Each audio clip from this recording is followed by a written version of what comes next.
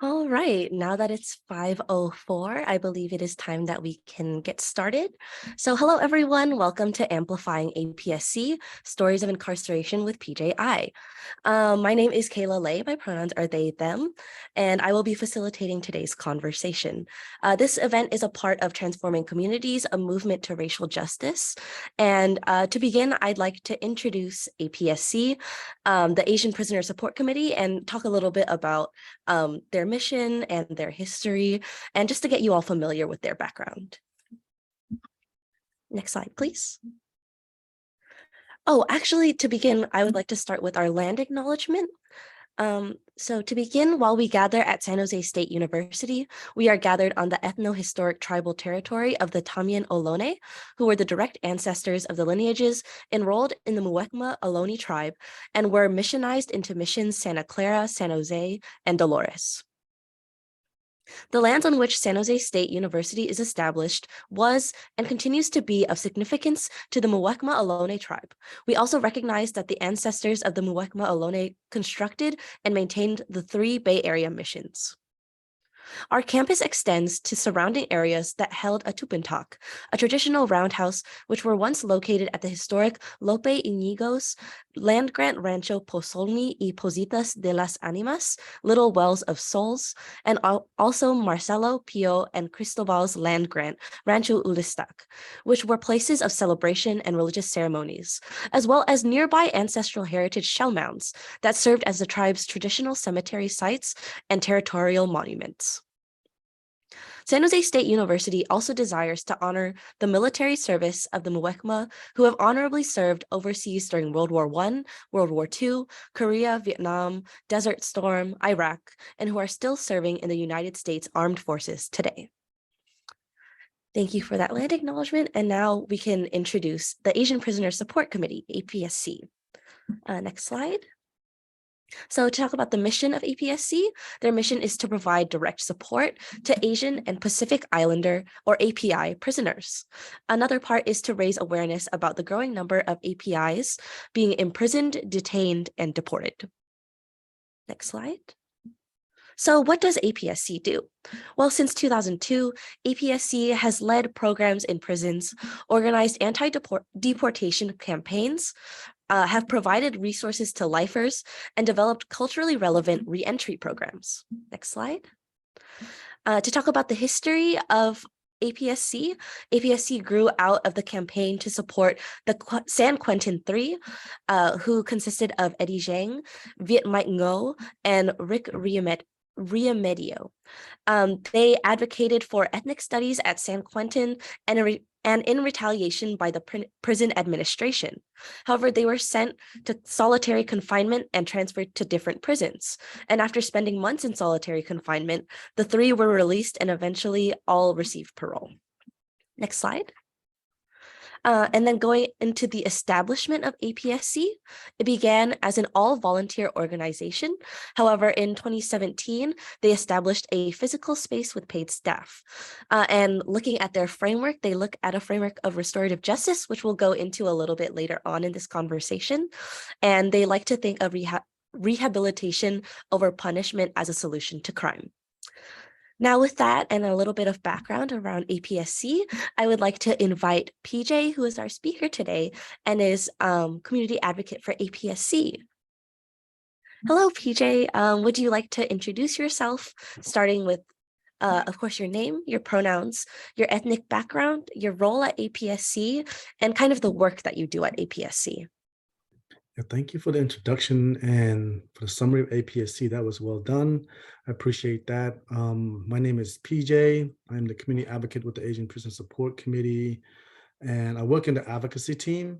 And part of the advocacy team, my work includes providing individual support for campaigns for individual, like helping folks get pardons or help advocate for mass clemency and help support efforts that stops the mass incarceration of API communities. And yeah, I mean, that's kind of the bulk of our work and a summary of our work. Thank you. Yes, thank you, PJ. Oh, I go by he, him, his. My bad. Yes, thank I you. go Thank by you for he, him, clarifying. his. Yes, thank you. Yeah, and so to kind of begin this conversation, since we really want to center your story, I kind of want to start from the beginning. So can you talk a little bit about your childhood, what your community was like, especially as a Cambodian immigrant? So my family started as refugees who escaped the genocide with the Pol Pot regime in Cambodia. This happens along the line of the Vietnam War, the war in Laos, and it happens because of Cambodia became unstable. The whole country became unstable from the bombing of the United States, made our country vulnerable. Pol Pot rise to power and started to commit mass genocide to try to change the cultural landscape of their political agenda. And this led to resettlement of many Cambodians from Cambodia to United States, to Thai mainly, most of the Cambodian Laos community. Even Hmong actually have immigrated to the Thai border and to refugee camp in Thai, and that's where I was actually born. My mom escaped from the Khmer Rouge refugee camp, and or the enslavement camp where they force you to do mass labor. And so she escaped there during the chaos between the Vietnamese invading Cambodia to get to United States soldiers, and there was like a instability of factions among Khmer Rouge who were fighting against each other. And so this allows my mom to escape, and she went to Thailand, met my dad. I was born after they got together, and then 5 years later, I immigrated to United States. Yeah, that's kind of like my heritage. Yeah, thank you for sharing that. And considering a lot of the traumas that come with being an immigrant and especially a refugee of war, what was your community like when you first came over here, or what did you experience when you were first coming over here? Yeah, so I came here. I actually know most of the story you read about or hear about in you know um, anywhere online. Most refugee comes to a country with no English. It's very difficult to adjust, right? And that was one of those stories. I came during during the 80s. They didn't really want Cambodians or any other race in the States. So I resettled in a very impoverished community, over policing, a lot of gangs, and a lot of like racial bias, right? And that led to really hard to adjust, to an environment where you don't speak English and people don't really like you. So I didn't really understand the culture. Like I had a hard time adapting to school. I had a hard time fitting in, and it got to a point where I always felt like discriminated against, right? And I didn't understand why, and people actually like went far as spit on you and say, "Hey, go back to your country," and so I was one of those person who experienced that, and like I was really ashamed. I grew up with a lot of shame, not knowing why people hated me. I thought I was different, that I didn't measure up for some reason.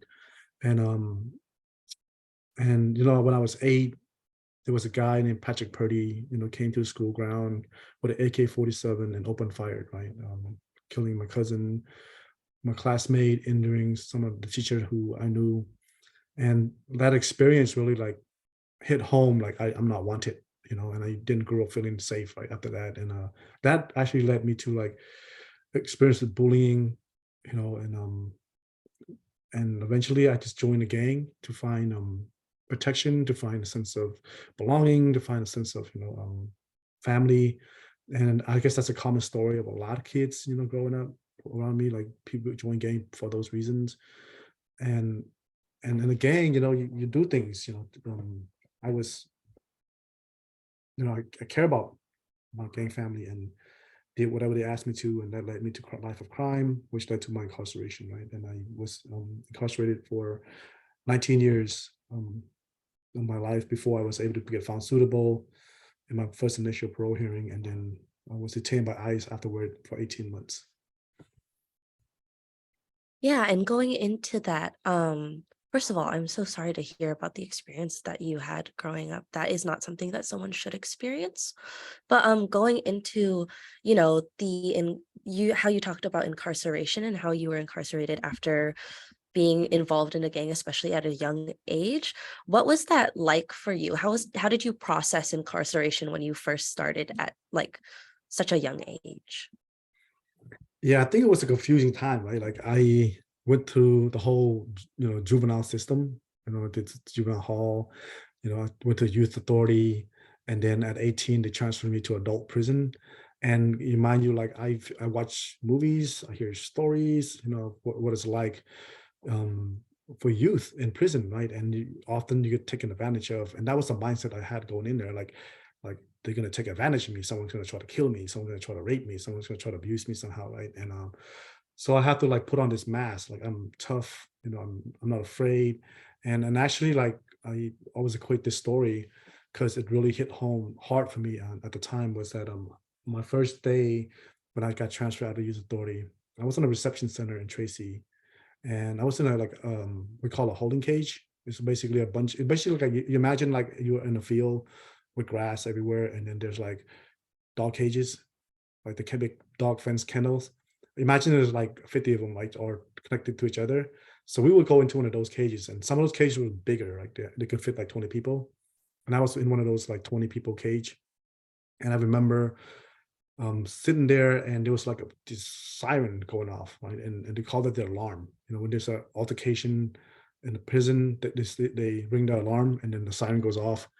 And officer was running everywhere, right? There was a big mass commotion, and it turns out to be a full scale riot that just happened, right? And on my first day, and then I remember like looking around with uncertainty, right? And I looked to this one guy, white guy, he's like skinheaded, bald headed. They call him skinhead. He was a skinhead, but he's bald headed, tattoo with his face, tattoo in his hair, like he's tattoo everywhere, right? And he looked at me. He's like, "Hey, youngster, you're gonna be all right, man. Like you are gonna be all right."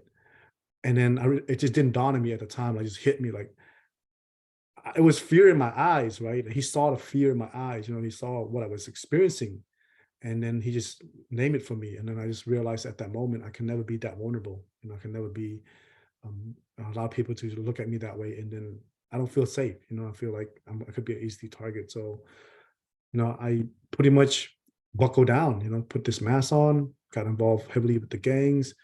I didn't want no one to take advantage of me. I didn't want to show fear, and so that led me to a lot of bad choices in prison, prison politic and all that. And fortunately for me, was that I grew up in prison with a lot of elders who've been in prison for decades. Have seen many horrible things in prison. Have seen, like many things that just like they didn't like, like they learned from it, right? And so they liked me. They liked the fact that I have a strong heritage in my Cambodian side, and they're like, man, we should not get involved in this stuff, and they school me. They pretty much say, youngster, get over here, all this politics stuff is going to get you nowhere. And they sat me down and just look out for me. And yeah, so I end up getting involved in programs. Like a lot of you don't know this, but like I have a strong foundation in spirituality with the Native Americans, and partly because Cambodians also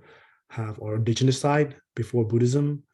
And when I was working in the chapel, one of the Wintu brothers, we started talking. He shared about the Native American culture, and I shared about Cambodian culture and how we honor our ancestor, how we do our prayers and make our offering and stuff.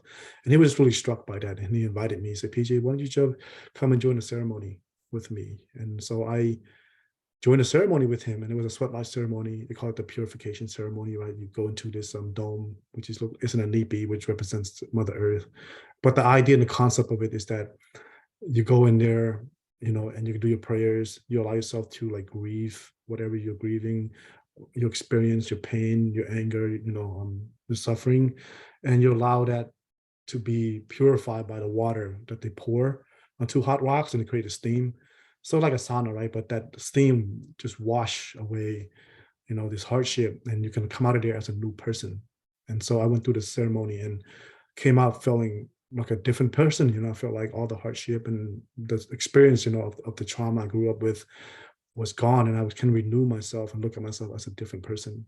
And yeah, that was like my first really eye-opening experience of culture, right? Of connecting with myself again, connecting with my heritage. And long story short, I just continued to do ceremony with them, and I was able to get into a program with them called the Red Road program.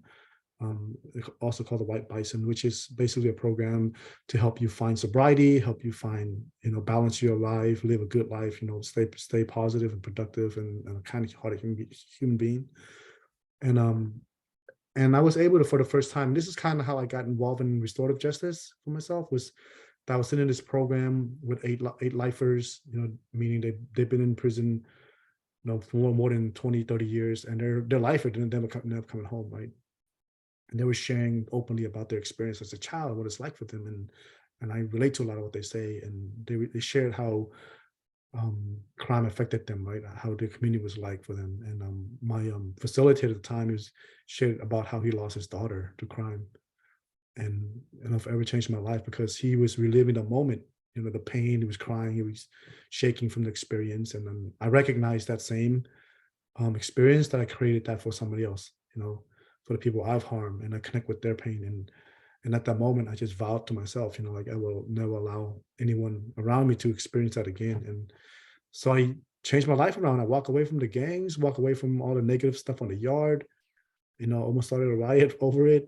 And, I stuck to my grounds. People wanted to harm me because prison politics, you can't walk on your own, right? But I was fortunate, like I said, a lot of elder likes me in the yard, and they protected me, they gave me a chance. So I stayed positive. I went back to school, got my degree, got my trade, and became a counselor. And yeah, and then that those kind of like started to change for me, everything. I started not even caring about whether I go home or not. I just wanted to like do something better for myself. Like I want to be proud of myself. Like someone could look at me and say, this is a good dude, and that was my journey. I kept through that process, and I still help the younger person who wants to change their life. And yeah, and that was what kind of like my awakening in prison. Yeah, that's incredible that you were able to find so much hope and inspiration through your experiences, and with your experiences as well as the experiences you had from other folks that you were incarcerated with. Can you expand a little bit more on like how that changed your view of like criminal justice, and talk a little bit more about restorative justice? Yeah, so like I think my experience with restorative justice is about accountability, right? Um, no one really taught you about accountabilities, especially for people who's experienced their own trauma and they think about only their own trauma. You don't really see how other people are experiencing. Like I didn't feel restorative justice until I hear the story, right, from my facilitator and saw his pain. And I think when I think of restorative justice is lacking the point. Like the criminal justice system punish you. They don't care. You're just a number. You're just a person they locked up, and they separate you from society, and that doesn't change you, right? That just lock you away. And a lot of people, like I said, a lot of people in prison play prison politics. The harm continue, right? It doesn't correct a wrong. And my experience with restorative justice is that it allows people to take accountability for their action, learn how their action now create pain, in the community, and what are you doing right now to change that, to make amends for that, right? And so for me, it's about accountability and responsibility. And also, I think like if a system were to incorporate restorative justice and allow, person who's been harmed and a person who had harm to come together and actually like talk and experience, the other person's perspective, right? Because like I created pain because I grew up out of pain, right? And because of that, I caused pain to someone else, right? And I did it when I was young. I didn't really understand it, right? And it took as an adult, going through this process to learn it, right? And I think the system is repeating itself the same way. Like you can't punish people and expect something better to come out of it, right? I think the idea of restoring is, restorative justice is communication, and allowing people to take accountability and understanding where that comes from and who is responsible and for what, right? And then like how do you move on from there as a community? Because restorative justice is about broken relationship. It's not about breaking the law. Like we look at someone causing harm, someone committed crime as them breaking the relationship in the community. So to restore our own community, if you look at from that aspect, like you're my community, I care about you, and I want you to have an opportunity to, make amends to correct what has been broken, right? Versus like punitive process where I'm just going to punish you. I'm gonna throw away the keys and bye. I don't see you anymore, right? Because your life don't matters. And the sad thing is, most people who commit crime will come home someday with the same concept, right? And so looking more like rehabilitation, it's a form of restorative, right? Work. Yeah, I think you phrased that really beautifully about how you can't fight pain with more pain because that won't stop anything, you know? And after you kind of realized that through your experiences in incarceration, what was that like after you were released from incarceration?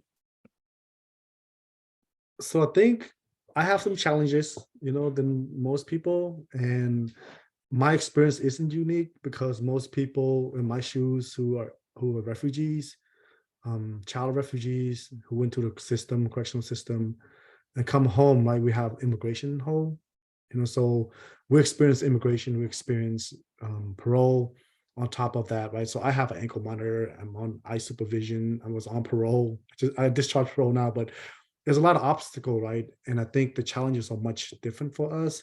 I think what was good is that, as a former lifer, I've taken a lot of time to work on myself, to prepare for myself, to earn my parole, and that I have a parole plan, right? Coming home, what I should do, who I should, like reach out to for assistance, for help and support. And so, navigating parole was a lot different for me than it is for somebody else, right? And so I think the challenge is that I don't qualify for benefits because, I had a green card, but they took it from me. And so, there's a lot of obstacle ahead of me. Like opening up a bank account was a nightmare, right? It took forever to get it done and need a lot of assistance, from a lot of people to get it done. And yeah, I don't know if that answered the question. No, yeah, no, that was yeah, that answered my question. Yeah, I just wanted to know a little bit more. I was like, what did that integration back into society look like? And like, was it really an integration? Like, were you like, where did you find support? If you did find support, or was it all by yourself? Yeah, I went through a re-entry process, right? And so like I went through a re-entry. So one of the things as a lifer that I understood, like I went to prison when I was a kid. I was 14. I was one of the youngest juvenile lifer in the system. I lack life experience, and on top of that, like my childhood growing up, I didn't really understand a lot of things. I couldn't even read. Like, I taught myself how to read while I was in juvenile hall. Like no one taught me how to read. I had to learn it on my own, right? So I, I come to society as an adult after more than 20 years going in as a child. I never pay rent. I never pay bills. I don't own a car. I don't have all these little things that people take for granted. Like even have an ID. I never had one. Like I don't even know what that means, right? Until I got out. Like you need an ID in order to do anything.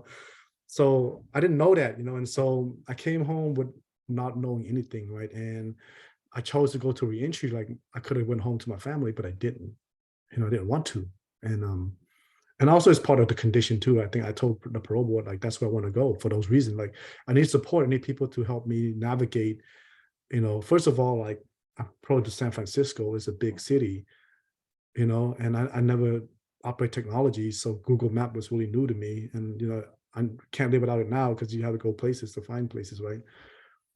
And so yeah, I think like I came home not knowing all this stuff and have to learn it, right? And I needed the support, and so reentry home allows me to like have a place to stay and not have to worry about housing, right? Living on the street, and then it gave me the time to like learn these things that I need to learn. Like, I took classes, I go to the lifers meeting, and I reach out to APSC, who supported me when I was in prison and continued to support me when I came home. And I think like through calling the staff, calling people who worked with us and part of the team, like it helps me, because I know like I have a foundation somewhere that I can find support, versus coming home with nothing and then not knowing anything, right? Yeah, and speaking of APSC, I now kind of want to shift to kind of your story with APSC because it's like a brand new start of your life. So what did that look like when you first, like, how did you first get involved really? So I met APSC on a trust health fair, and trust is an organization in San Quentin that provide rehabilitative services to people, and they would sponsor health fair every year, and they would like team up with other organization, and they'll bring in health professional, nurses, chiropractor, qigong, and then all kind of different, like health opportunities, and they provide it to the people inside. And APSC was one of those organizations that joined the health fair, and they came in, and it was the first time I never really seen an API, leaders from an organization that actually like devoted themselves to helping API folks, because I grew up not having any resources, right? Not knowing what's out there. And so when I saw Ben and Kasi, who was the representative at the time who came in, like I was really impressed by them, impressed for one, like their education, and two was like the fact that they're so caring, like they show up, and authentically wanting to help people, right? And they wanted to start like a program for just for API, ethnic study program. And so I was very like drawn to that. And because at this point, I was already at the height of my rehabilitation, I wanted to help people, I wanted to like do more for my community. I wanted to, join the leadership team and develop my own leadership, right? And APSC was there, and they were like, let's start the ethnic study program. And I signed on, and we collaborated, and we were able to start our first roots program after after more than a year of collaborating and fighting, and just trying to get it out with the administration. And then finally we were able to get it started. And roots it's actually the first ethnic study program in the nation in prison. Yeah, so we're like, it's a hell of accomplishment, right? We're proud of it, and Roots has been a strong foundation for many API community who have gone through the program and have gotten out, and they're, have learned leadership skill, have learned about how society have affected them, led to the incarceration, and learn about the culture and the history and where they come from, right? And yeah, so APSC has been a really powerful, I guess, piece of my life, because after I came home with their support. I was detained by ICE, and they launched a campaign for me to try to bring me home. They call it the Bring PJ Home campaign. And they've gotten community members to write support letters. They have written support letters. They have lobbied, with elected leaders, to support me. And eventually, through all their efforts and through all the community support, I came home. And I took a job with them.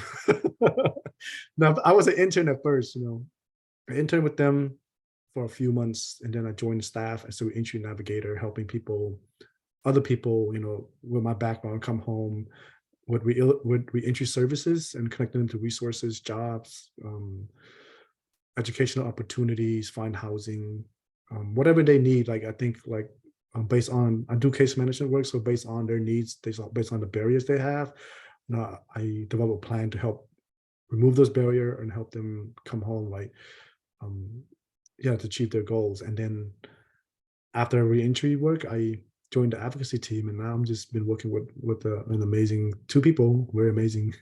My colleague Hien and Nia, and I think Nia is another story you can look into, but it's so powerful, and I'm learning a lot, right? And I think I'm very proud of being a part of the team. Yeah, that's incredible. The work that you guys do is really amazing. But kind of to backtrack a little bit, but also kind of connect to the work that you do. You talked about ICE detention and how APSC helped you through that.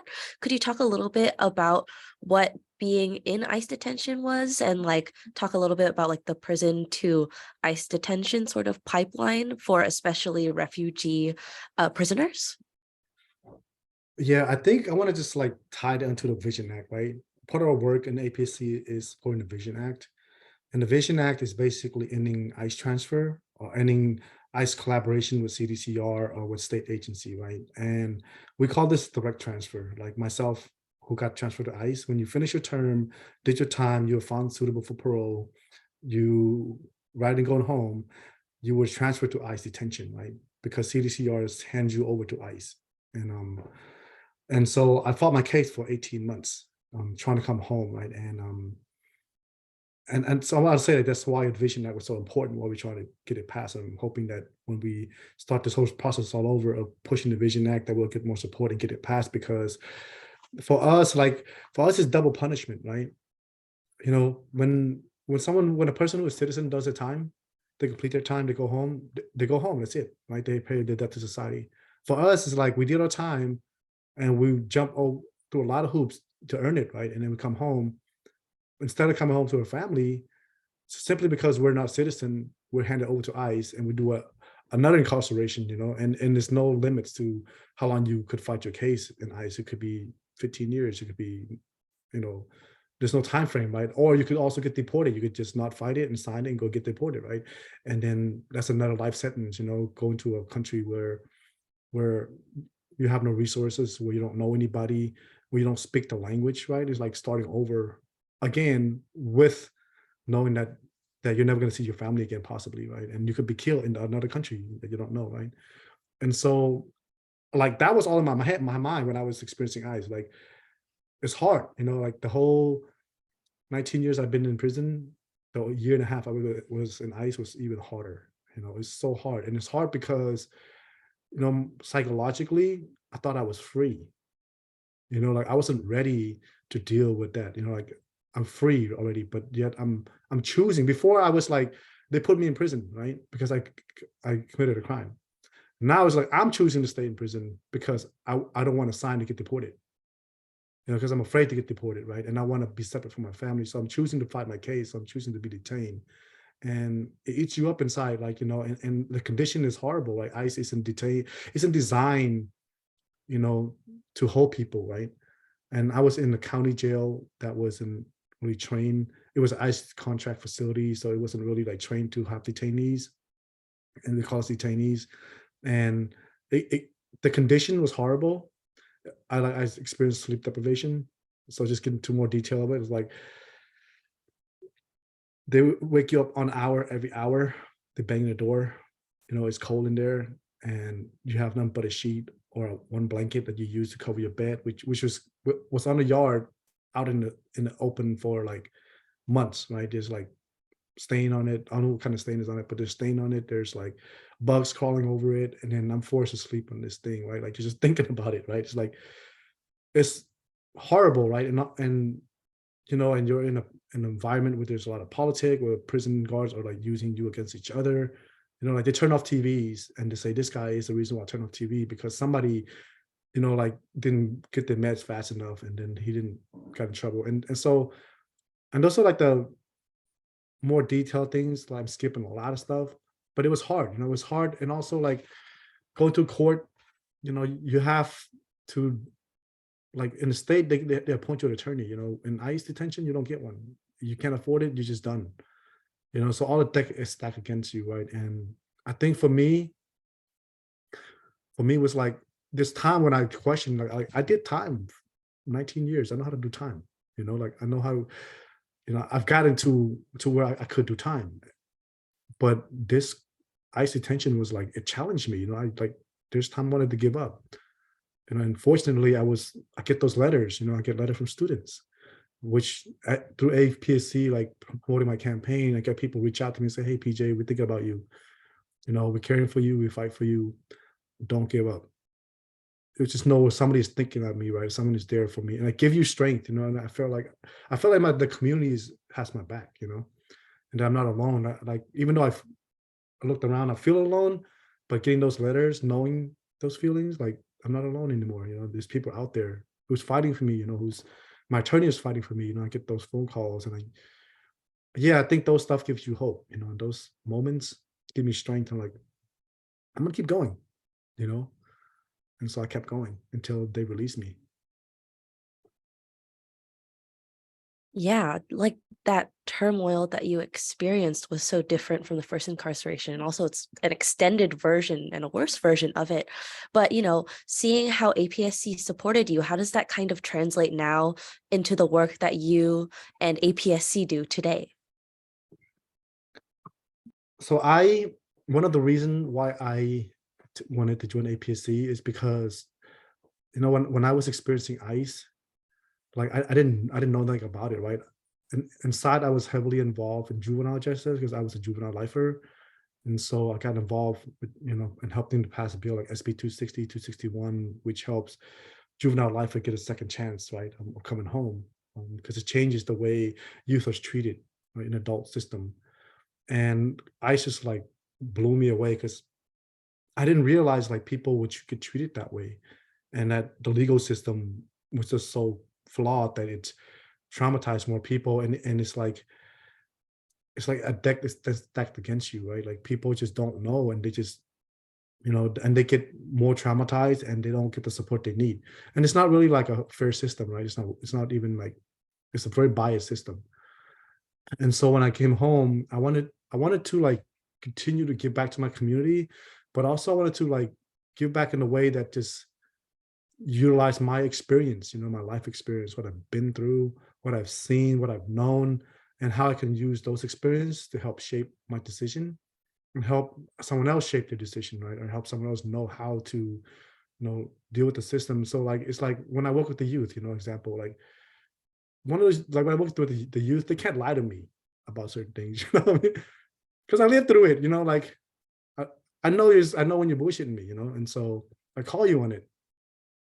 So I think like when I chose the reentry work with APSC because I wanted to help people come home because a lot of people help me come home. I understand the system, I understand the parole system, I understand the ICE system, right? And so I think I'm just really equipped with doing a job. And now like I'm just learning the tools on how to use all these amazing tools that society has to offer, right? To, you know, use those tools to help my experience, and taking both those together to help my community. And yeah, so I'm passionate about the work because I lived through it, and I don't want no one else to go through it, you know. And so that's why APSC work is important to me, and I think it's important to all APAC community, because a lot of our members who's detained, who's been in prison, who has loved one who's been in prison, like they want answer, they need assistance. And I think through our life experience, through what we'll learn is we can share it. And I think that's that's kind of like what I think about it. Yeah. I'm so glad that you have really taken the help that you've gotten and trying to sort of pay it forward. And like the work that you and APSC do is so important, but also I can understand that it's very stressful and it's very difficult. So when you go through a lot of these very tumultuous times in your work and kind of being reminded of where you were and seeing all these different stories of especially youth being incarcerated, what gives you hope? And like, what words of advice could you give to like people that are currently experiencing that? Or what do you give to the youth that you encounter? Yeah, I think, like what gave me strength is community support, right? You're not doing it alone. You're not doing it alone, and you're not alone, right? I think the what I can tell, if I were to give someone advice is never give up, because I'm a living example. Like I think hope is always there if you choose to hold on to it. And as long as you like don't give up, like you can make the change is going to happen. It's just a matter of when, right, and what it's going to look like. And I think through my journey, I know I wouldn't be here without APSC, and I wouldn't be here without community support. And APSC isn't the only entity that helped me. Like there's a lot of people who helped me, my family, my friends, my other community. I think like if you feel like you're alone, because I used to think I was alone, but I realized like I wasn't alone. Other people are fighting for me, like this grassroots organization who's trying to change the criminal justice system from the inside out. There's youth program and youth advocates who fought for youth offenders, for many years. So when I grew up in prison, I didn't realize that this was happening. Right. And I think one, you could reach out to people, right? Reach out and then hold on to it. I think if you really want something, one thing I've learned through my experience is that if you really want something bad enough and you're willing to hold on to it, you're gonna get it. And it's just not give up. So I learned not never give up, and I learned to utilize my community. I think that's the main thing is knowing that I have community support gives me a lot of hope. And success story, like for a long time, like I never thought like people would come back from Cambodia have get deported. Unheard of, right? People getting pardons. People becoming citizen after committing a crime, a violent crime at that, right? But it's happening, and I think like working with APSC have allowed me to see all that as possibility, and I think that is inspiring, and then that gives me hope, seeing those moments like victory, people coming home, where before I didn't think that was possible, but it is possible. Living example, I should have been deported, but I didn't get deported. I'm not saying I should get deported. I say like they try to deport me, but they didn't, So I think the fact that I'm still here shows that hope is possible. And I'm not the only one, a lot of stories. Yeah, that was beautiful. I also agree you should not have gotten deported. I'm glad you did not. But also, yeah, I mean, like there are so many examples of people who have worked with APSC, and even if they didn't work with APSC, have gotten the justice of not having to be deported and have been able to heal and also heal with their community. And that's really such a beautiful thing to see. And I'm glad that it's happening. But also for those of us that aren't experiencing that, for students like me, and also for like staff at SJSU and things like that, how can we, such as me as like a community organizer, get involved with APSC or just like, the work of restorative justice in general? I think like so for me, I think if people really want to get involved, like go to a website, learn about our work, right? Support a campaign, sign the petition. We have a bunch of campaign that we post up, not just like we have a campaign who's currently like active right now for APSC 4, which is APSC staff, including myself, like for a pardon.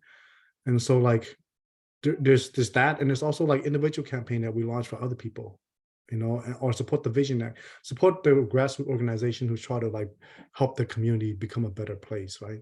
And I think like this it does matter, like people don't really see this. Like I used to think like one voice is like my signature, someone see my signature, it's not going to matter, right? But the truth is like, imagine if like you sign it and the next person sign it. Imagine all of SJSU sign a petition. All your voices is powerful, right? We can't be one. I think if you want to help somebody and you want to get involved, I think learn about it. Learn about it, support it, and then if you feel like there's something you want to do, give us a call. Give us a call. Reach out to us through the website, right? And I mean, if you learn about not just APSC but other organizations, throughout the Bay Area, throughout California, does a lot of great work. I think like if you find a passion that you like, you know, stick to it. But if you want to support APSC, I mean, learn about us through a website. Support a campaign, and then give us a call. Yes, 100%. Please support APSC. We have dropped a bunch of links in the chat, so please feel free. Not only feel free, we strongly encourage you to look through all of them. Speaking of which, Jenny, could you please pull up the slides for pardon #APSC4? To talk a little about this is a petition, as well as there's a whole toolkit that will help you support us and APSC in stopping the deportation of the APSC4, which includes PJ as well as some other members of APSC. So if you guys would be able to, please open up the link that's either on the screen or the one that has been dropped in the chat to support the APSC4 and prevent them from being deported and help them with that process. I'll allow for some time to look at these links, and PJ, if you would like to add anything specifically since you're involved in this, feel free as we have this slide up. Yeah, I think you can make it different. In my life, you can make it different. In Key's life, in Bun's life, in Maria's life. And I think I love my colleague. They're just not just colleague, they're friends, my friends and my family. And I think their work matters. They serve so many people, not just in the Bay Area, but like all over. And they do great work. And I think we love to continue to do this work as part of our accountability, right, to our community. Of healing our community, give it back to our community. and I want to continue to give back. Right, I want to continue to give back, and more importantly, I would love to end the trauma, the cycle of trauma in our own family. Like he's going to continue to experience this. Like he had moved on, have family. The last thing I want to do is see ICE come tear him away from his family. After all these years, right, of change, of giving back. And I mean, you read about Key's life, about Bun's life, or Maria's life in our toolkit, and you can see like their work, and I think they earned it. And I would really love for the governor to give them a part in and end suffering, of trauma of Southeast Asian community in general. But I think that's a reflection, Key's life and the APSC 4, our life is just a reflection of a system, a broken system. I think I would love for it to end at some point. So your support matters, your signature matters, and how you choose to share it with other people that support it matters. And we need your help. So I'm asking, help us, help us end this. Yes. Yeah, and I know PJ did not say it himself, but also support PJ, especially him having shared his story with us and sharing his knowledge with us. We would greatly ask that you guys support the APSC 4 and especially PJ. And this is kind of like your foot in the door to get involved in restorative justice and this sort of work. So thank you for your support. And I would like to move on to the next slide. All of these links will still be in the chat, so feel free to keep looking through that. And if you need it, you can always contact Peejay specifically. But onto the final slide, I would like to invite you all to scan the QR code. I believe the bit.ly is different, but you can also fill out the bit.ly link, but the QR code is specifically for transforming communities. And we would like to ask for your feedback and different comments and questions and things that you have to tell us about today's event. So I'd like to thank both the audience. Thank you guys all for attending and for listening to our conversation today. And most of all, thank you so much, PJ, for sharing your story, your knowledge, and your words of hope and wisdom for us. I truly appreciate that you shared your time with us. And speaking on behalf of everyone here, thank you so much. Yeah, thank you also for having me. It's been awesome. Yeah, this was a wonderful conversation. And I see that we have 10 minutes left. I'm going to check if there are any questions. And also just to yeah, if anything, Jenny, could you put back up the support slide actually? That might be, I would like to end with the support slide and that link for the APSC 4. Also, if you guys would like to possibly see these slides, I believe we may have them. And also, you can always come in person to Kapise to ask us any more questions about this event, or if you guys want to see anything else. I would like to invite questions actually, since I didn't mention that at the beginning or any time during this. And yes. Oh, and also for clarification, so sorry that I forgot to mention this. CAPISE, or the Center for Asian Pacific Islander Student Empowerment, is the brand new Asian Pacific Islander Student Success Center here at SJSU, and we're here to support our API students and our community as a whole. So feel free to come to us for any questions, as well as visiting APSC's website directly to kind of know more about their work and how to get involved. So yes, I open the floor to any questions. And if PJ, you have anything else you'd like to add last minute that we didn't get to go over, feel free. Okay, I'm good. Awesome. Yeah. So I will make this time for any questions that anyone has. And I'll give it around, I would say 5 minutes because it is almost 6 o'clock. So I will move to a close if there are no more questions.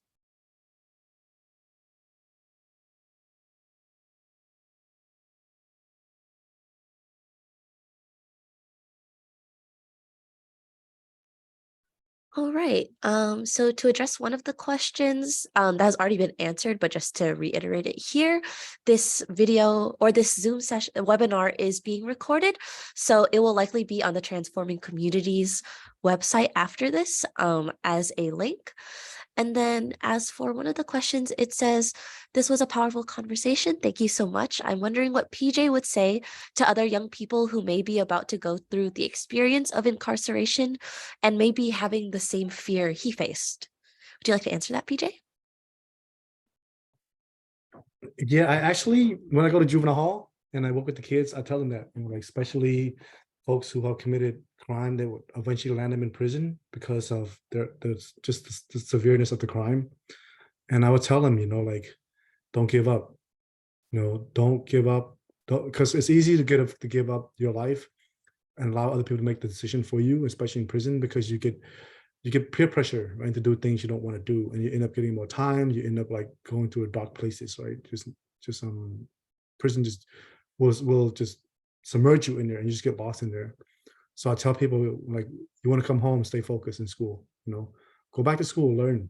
Learn about your history, learn about where you come from. Do some self reflection, how you got here to this moment, all the issue that comes up, like address those issues. Don't give up. And don't be afraid to reach out for help.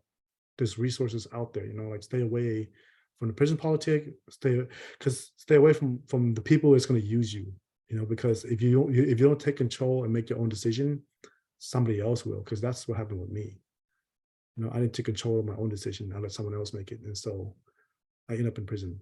And at the moment I took control of my own life, I shape my own destiny. Like when I make the change in my life, from my experience with the railroad program,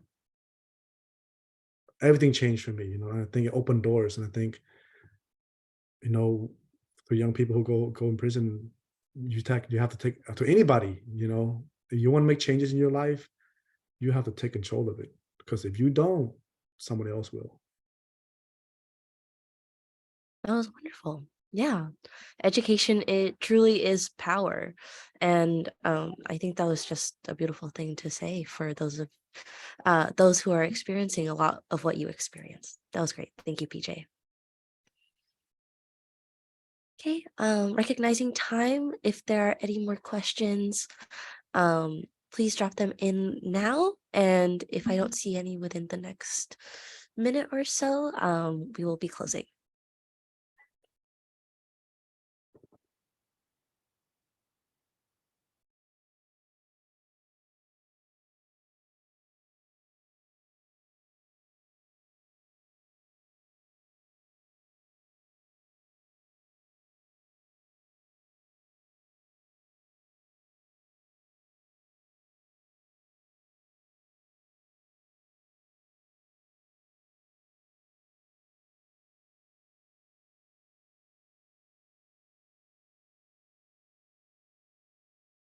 All right. Seeing as there's no more questions, I would like to end this session. So thank you everyone for attending. And once again, thank you, PJ, for your time and for everything that you could provide for us today. Thank you, everyone. Thank you. Also, bye everybody. Thank you for attending. Thank you.